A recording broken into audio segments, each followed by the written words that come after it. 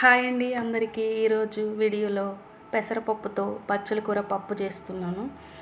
ఎప్పుడు కందిపప్పుతోనే ఆకుకూర వేసుకొని పప్పు బదులు ఇలా పెసరపప్పుతో చేసుకుంటే చాలా మంచిది, హెల్తీగా ఉంటుంది, త్వరగా డైజెస్ట్ అవుతుంది, చాలా రుచిగా కూడా ఉంటుంది. ముందుగా ఆ పప్పు కోసం ఒక గ్లాస్ పెసరపప్పు తీసుకోవాలి. ఆ పెసరపప్పుని శుభ్రంగా కడిగి పెట్టుకోవాలి. అందులో ఒక ఆనియన్ కట్ చేసి వేసుకోవాలి.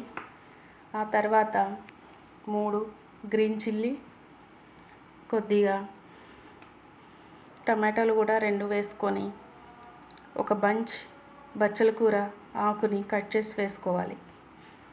వీటన్నిటిని బాగా కలుపుకొని పప్పు 3 విజిల్స్ వచ్చే వరకు ఉడికించుకోవాలి. అవి బాగా ఉడికిన తర్వాత అందులో కొద్దిగా పసుపు, సరిపడా సాల్ట్, సరిపడా కారం వేసుకొని వాటిని బాగా కలుపుకోవాలి. వాటిని బాగా కలుపుకొని దానిలోకి పులుపు కోసం ఒక నిమ్మకాయ సైజు అంత చింతపండు నానబెట్టుకొని ఆ గుజ్జుని పోసుకోవాలి. వాటిని మొత్తాన్ని కలుపుకొని పక్కన పెట్టుకోవాలి. ఇందులో తాలింపు కోసం ఒక చిన్న మినీ కడాయి పెట్టుకొని అందులో సరిపడా ఆయిల్ వేసుకోవాలి. ఆయిల్ హీట్ అయ్యాక అందులో తాలింపు గింజలు, కొద్దిగా ఎండుమిర్చి, దంచి పెట్టుకున్న వెల్లుల్లి రెప్పలు, కట్ చేసి పెట్టుకున్న ఆనియన్స్, కొద్దిగా కరివేపాకు వేసుకొని వాటిని బాగా వేయించుకోవాలి.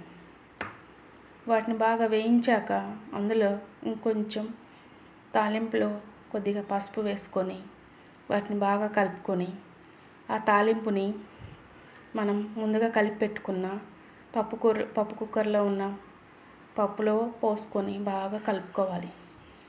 కలిపిన తర్వాత ఇంకొక గిన్నెలో పోసుకొని వాటిని కారం పచ్చివాసన పోయేంత వరకు ఒక 5 నిమిషాలు చిన్నని మంట మీద పప్పుని ఉడికించుకోవాలి.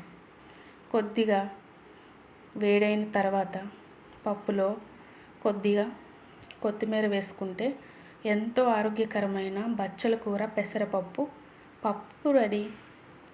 చాలా బాగుంటుంది. మీరు కూడా చేసుకోండి, ఒకసారి ట్రై చేయండి పెసరపప్పుతో. Thank you so much.